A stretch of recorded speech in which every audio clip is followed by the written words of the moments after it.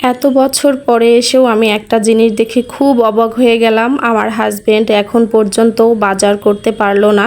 এখন পর্যন্ত সে অনেক ধরনের সবজির নাম জানে না বা চিনে না। ছোটবেলা থেকেই সে খুব একটা বাজার করতো না, বিয়ের পর থেকে বাজার শুরু করেছে, এই জন্য খুব একটা অভিজ্ঞতা সম্পন্ন মানুষ না বাজার নিয়ে। তো যাই হোক, কি আর করার, যেটা বাজার করবে সেটাই তো খেতে হবে, আর বলে বলে শিখাইতে হবে কোনটা কোন সবজি। হ্যালো এভরিওয়ান, আসসালামু আলাইকুম, welcome back to my new another blog. Masfi জলডান ব্লগ থেকে মাসফির মম বলতেছি। কি অবস্থা সবার, কেমন আছেন সবাই? আই হোপ যে যেখানে আছেন ভালো আছেন, সুস্থ আছেন। ব্লগটা শুরু করেছি একদম সকাল থেকে। সকালবেলা ঘুম থেকে উঠে ফ্রেশ হয়ে বাকি যেগুলা কাজ থাকে সেগুলা করে সরাসরি চলে এসেছি রান্নাঘরে। এর কারণ বাচ্চাকে নিয়ে স্কুল যেতে হবে, এটা কিন্তু আমার বৃহস্পতিবারের করা ভিডিও ছিল। তো আমি এখানে আটা মেখে রেখেছিলাম, পরোটা বানাবো, আর লাচা সেমাই রান্না করলাম, ডিম সিদ্ধ করলাম। খুব তাড়াহুড়ার মধ্যে নাস্তাগুলো রেডি করে খেয়ে দিয়ে স্কুলে চলে যেতে হবে। আজকের সকালবেলা ভাত রান্না করা হয়নি, পরোটা বানিয়েছি, এগুলো দিয়ে বাচ্চাকে টিফিনেও দিব, আর আমরাও খেয়ে স্কুলে চলে যাব। ওর বাবা খেয়ে অফিসে চলে যাবে। যারা এই মুহূর্তে আমার ভিডিওটি দেখা শুরু করেছেন তারা প্লিজ একটা লাইক দিয়ে একটা কমেন্ট করে আমার সাথে থাকতে পারেন। আর যদি আমার ভিডিওর কোনো অংশ ভালো লেগে থাকে তাহলে প্লিজ আমার চ্যানেলটা সাবস্ক্রাইব করে দিয়ে আমার পাশে থেকে যেতে পারেন। এখানে কলা নিয়ে এসেছে, তো পরোটার সাথে কলা আমার ছেলে খাবে, এর জন্য কলাও টেবিলে দিয়ে দিলাম, নাস্তা করবে, করে আমরা রেডি হয়ে স্কুলে বের হয়ে যাব। সকালবেলা খুবই তাড়াহুড়া করে আমার 8টার মধ্যে সব কাজ কমপ্লিট করে বের হতে হয়, একটু প্যারাই হয়ে যায়। তো খাবার রেডি করলাম, এদিকে আমার বাচ্চাকে আমার হাজবেন্ড ঘুম থেকে উঠিয়ে কিন্তু অলরেডি এই যে ব্রাশ করাচ্ছে। ড্রেস পরানোর দায়িত্ব, ব্রাশ করানোর দায়িত্বটা আমার হাজবেন্ড নিয়েছে, ওই সবসময় এই কাজটা করে আলহামদুলিল্লাহ। তো এখন আমার ছেলের ফ্রেশ হয়ে গিয়েছে, এখন ওকে আমি খাইয়ে দিব। খাওয়া দাওয়া শেষ করে তারপরে রেডি করিয়ে দিয়ে আমি রেডি হয়ে যাব। খাওয়া দাওয়া শেষ করে অলরেডি স্কুলে চলে এসেছি। আর স্কুলের দেখেছেন বাগানটা, ফুল বাগানটা মাশাআল্লাহ কি সুন্দর। তো স্কুলে কিন্তু অনেক ফুল বাগান আছে, একদিন আপনাদের সাথে শেয়ার করব। এখান থেকে ফুলের কিছু ডাল নিয়ে গিয়েই কিন্তু আমি আমার টবের মধ্যে এই টাইম ফুলের গাছগুলো বসিয়েছিলাম। আলহামদুলিল্লাহ আমার গাছগুলোও হয়ে গিয়েছে। এখানে দেখতে পাচ্ছেন ছোট্ট একটা গাছে অনেকগুলা ড্রাগন হয়েছে, একদম 4-5টা ড্রাগন ফল ধরেছে, আর এটা আস্তে আস্তে পাকাও শুরু করে দিচ্ছে। কিছুদিন আগেই এর ফুল দেখেছিলাম। স্কুলে যাওয়ার সময় হাজবেন্ডকে বলেছিলাম কিছু সবজি নিয়ে আসতে, আমার একটু চিংড়ি মাছ দিয়ে কচুর লতি খেতে ইচ্ছে করেছে, আর ওকে বলেছিলাম যে কচুর লতি আর কাঁকরোল, কাঁচামরিচ, পেঁপে কিছু সবজি নিয়ে আসবা। তো দেখেন সব সবজি নিয়ে এসেছে, কিন্তু কচুর লতিকে মনে করে সে এটা কি নিয়ে এসেছে বলেন তো? কচুর ফুল।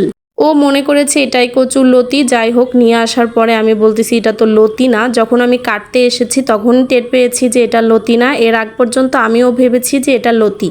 তো কি আর করার, তখন আমি বলতেছি আমি তো এগুলো খেতে পারবো না, বা আমি এখনো সত্যি কখনো এগুলো রান্না করিনি। কচুর ফুল কিভাবে রান্না করতে হয় আমি সত্যি জানি না। তো কি করব, আমি আস্তে আস্তে সবজিগুলো রেখে ইউটিউব সার্চ করে ইউটিউবে দেখলাম যে কচুর ফুল কিভাবে রান্না করতে হয়। আসলে ইউটিউব দেখে রান্না না করলে হয়তো কচুর ফুল রান্না আজকে খাওয়াই যেত না। তো ইউটিউব দেখে সব কিছু রেডি করে নিচ্ছি। এখন আমি কাঁকরোলটা এবং আলুটা সুন্দরভাবে কেটে নিব। এতদিন পরে এসেও যদি আমার হাজবেন্ড কচুর লতি এবং কচুর ফুলের মধ্যে পার্থক্য না বোঝে তাহলে কি আর করার বলেন তো? খুব একটা বাজার করতে পারে না, সবজি তো চিনেই না। তো কচুর লতি নিয়ে আসতে বলেছি, সে তো ফুল নিয়ে এসে হাজির হয়ে গিয়েছে, আর আমি মনে করতেছি ফুলগুলা ফেলে দিব, এটা কিভাবে খাওয়া যায় আমি আগে দেখি। তো অনেকের কাছে শুনলাম যে হ্যাঁ কচুর ফুল তো খাওয়া যায়, খেতে নাকি খুব মজা, বাট আমি কখনো কোনো দিনও কচুর ফুল খাইনি। আজকে জীবনের প্রথম আমি এই কচুর ফুলটা রান্না করব প্লাস খাবো। এটা কিভাবে রান্না করতে হয় সে সম্বন্ধে আমার কোনো আইডিয়া নাই। তো যাই হোক, ইউটিউব দেখে এটাকে আমি কাটাকাটি শুরু করে দিলাম। এটার মাঝখানে যে একটা ফুল আছে ওটা নাকি ফেলে দিতে হয়, তা না হলে গলা চুলকায়। তো ওটা ফেলে দিয়ে সুন্দর করে কচুগুলা কুচি কুচি করে কেটে নিলাম। এর মাঝখানে কাঁকরোল, আলু আর এই যে কচুগুলা কাটা হয়ে গিয়েছে। স্কুল থেকে এসে এগুলা কাটছি, আমার প্রচণ্ড হাত চুলকাচ্ছে, আমি জানি না এটা খেতে কেমন হবে। এগুলো এখন আমি পরিষ্কার করে ধুয়ে তারপরে পেঁয়াজ রসুন যা যা কাটতে হয় কাটাকাটি করে রান্না বসিয়ে দিব। তো অলরেডি এই দেখেন রান্না বসানোর জন্য চলে এসেছি। এখানে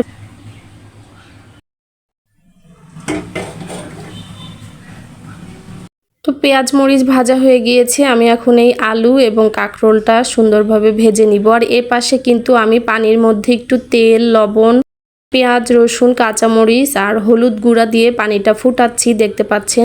এই ফুটানো পানির মধ্যে আমি যে কচুগুলা কেটে নিয়েছি ওইগুলা আর কি আস্তে আস্তে ঢেলে দিব।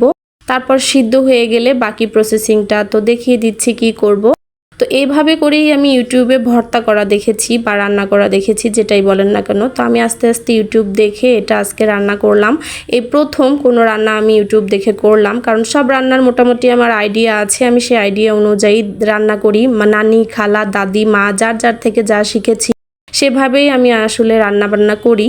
কচুটা দেখুন পুরোপুরি সেদ্ধ হয়ে গিয়েছে, তখন আমি ডাল ঘুটনি দিয়ে এটাকে ভালোভাবে নিফাস করে নিলাম। এভাবেই দেখেছি আমি ইউটিউবে, সুন্দর করে ফিনিশিং করে নিয়ে তারপরে এটাকে পেঁয়াজ, রসুন, শুকনো মরিচ বা কালো জিরা দিয়েও তেলানি দিতে পারে। তো আমি তেজপাতা দিতে ভুলে গেছি, এর মধ্যে তেজপাতাও দিতে হয়। তো সরিষার তেল দিয়ে এটাকে আমি তেলানি দিয়ে নিব। তো পেঁয়াজ রসুন ভাজার পরে এটাকে সুন্দরভাবে এই যে তেলানি দিয়ে নিলাম।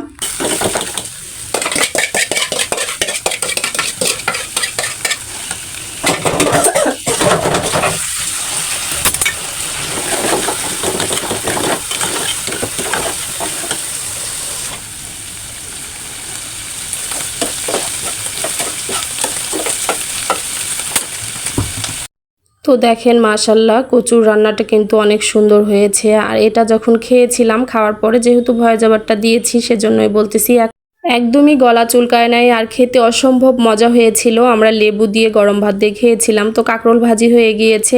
কাঁকরোল আর আলু ভাজিটা আমার ছেলের মাশাল্লাহ অনেক পছন্দ, ও কিন্তু আজকে এগুলো দিয়েই ভাত খেয়েছে। স্কুল থেকে এসে প্রচণ্ড খারাপ লাগতেছিল, যার জন্য আমি তাড়াহুড়া করে শুধু এই রান্না দুটাই করেছি। আজকে আর কিচ্ছু রান্না করতে পারিনি, কারণ খুব খারাপ লাগতেছিল প্রচণ্ড গরমে স্কুল থেকে এসে। আর রান্না বান্না কি ঝামেলা। আর আজকে আমার বাচ্চার এক্সট্রা ক্লাস ছিল, যেহেতু এটা বৃহস্পতিবারের ভিডিও এজন্যই বলতেছি। তো বাচ্চার এক্সট্রা ক্লাস থাকার জন্য দেরি হয়ে গেছে আসতে। তো দেখেন আমি রান্না শেষ করে ফেলেছি, কচুর ভর্তা আর কাঁকরোল ভাজি। তো এটা ছিল বিকেলবেলা, খাওয়া দাওয়া করে রেস্ট করেছি। তারপরে সন্ধ্যার সময় এটা আমার হাজব্যান্ড বাইরে যাবে বাচ্চাকে নিয়ে। তো আমি ওর কাপড় খুঁজে পাচ্ছি না, বলতেছি কি পরে যাবে। তো ওর কাপড়টা আমি বের করে দিলাম, বাচ্চাকে রেডি করে দিব। এখন ও এবং ওর বাবা বাইরে ঘুরতে যাবে। ওরা যখন বাইরে ঘুরতে যাবে আমি চিন্তা করেছি আমি একটু রেস্ট করব, কারণ সারাদিন ছোট বাচ্চা না, ঘুমালেও এসে বিরক্ত করে, ঘুমাইতে দেয় না। যখন আমার হাজব্যান্ড কচুর ফুল নিয়ে এসেছিল তখন কিন্তু আমি খুবই মন খারাপ করেছিলাম, বলেছিলাম কচুর লতি তুমি চিনো না, ফুল নিয়ে এসেছো, আমি তো এটা রান্না করতে পারি না। তো যখন রান্না করে আলহামদুলিল্লাহ খেয়েছি তখন আমার মনটা ভরে গিয়েছে, অযথাই বেচারাকে বকাবকি করেছি। তো এখানে আমি ছেলেকে আম কেটে দিয়েছি, ও আম খেয়ে তারপরে রেডি হয়ে বাইরে যাবে। আসলে কোনো জিনিস রান্নাবান্নার অভিজ্ঞতা না থাকলে যে অবস্থা হয়, আমি একদম কেমন হয়ে গিয়েছিলাম, যেটা আমি কিভাবে রান্না করব, যেহেতু পারি না। আর ও কিনে নিয়ে এসেছে, ও বুঝেনি যে ওটা লতি নাকি আসলে কচুর ফুল। তো যাই হোক, মানুষ মাত্রই ভুল হয়ে থাকে, ও বাজারটা করতে ভুল করে ফেলেছে, সমস্যা নাই। এই ভুলের জন্যই কিন্তু আমি একটা সুন্দর রান্না শিখতে পেরেছি। তো তার জন্য কিন্তু আমার হাজব্যান্ডকে অনেক অনেক অনেক ধন্যবাদ। আসলে ও যদি কচুর ফুলটা না নিয়ে আসতো আমি জীবনে কখনো এই জিনিসটা খাওয়াও শিখতাম না, রান্না করাও শিখতাম না। তো ওকে অনেক অনেক ধন্যবাদ যে ও জিনিসটা নিয়ে এসছে, দেখে আমি কিন্তু সুন্দরভাবে রান্না করতে পেরেছি। আর এই যে ছেলেরা বাইরে চলে গিয়েছিল, বাইরে থেকে আসার সময় মিষ্টি নিয়ে এসেছে, হাঁসের ডিম নিয়ে এসেছে। তারপরে আমি বলেছি আমি রাতে বিরিয়ানি খাবো, তো ওই জন্য আমার জন্য বিরিয়ানি নিয়ে এসেছে। যাই হোক, হাজব্যান্ডের বাজার দেখে আমি অবাক হয়ে গিয়েছিলাম, কিন্তু ওর ভুলের জন্য আমি একটা নতুন জিনিস আজকে রান্না শিখতে পারলাম, নতুন রেসিপি শিখতে পারলাম। এর জন্য ওকে অনেক অনেক অনেক বেশি ধন্যবাদ, ভালোবাসা আর শুভকামনা। সব কাজ কমপ্লিট করে এসে ওরা কিন্তু ভাত খেয়ে বাবা ছেলে অলরেডি ঘুমিয়ে গিয়েছে, আর আমার একটু কাজ ছিল, কাজ কমপ্লিট করে তো এই যে বিরিয়ানিটা এখন খেতে আসলাম। বিরিয়ানি খেতে খেতে হাতের কিছু কাজ ছিল টুকিটাকি, সেগুলো কমপ্লিট করলাম। একদিক দিয়ে খেয়েছি আর একদিক দিয়ে কাজ কমপ্লিট করেছি। তো বিরিয়ানিটা খেতে কিন্তু মাশাল্লাহ অনেক মজা ছিল। এই হোটেলের বিরিয়ানিটা আমার ট্রাই করা হয়নি দেখে আজকে ওর বাবাকে বলেছিলাম যে আসার সময় নিয়ে আসিও। তো খেতে কিন্তু আলহামদুলিল্লাহ আমার কাছে খুব ভালো লেগেছে।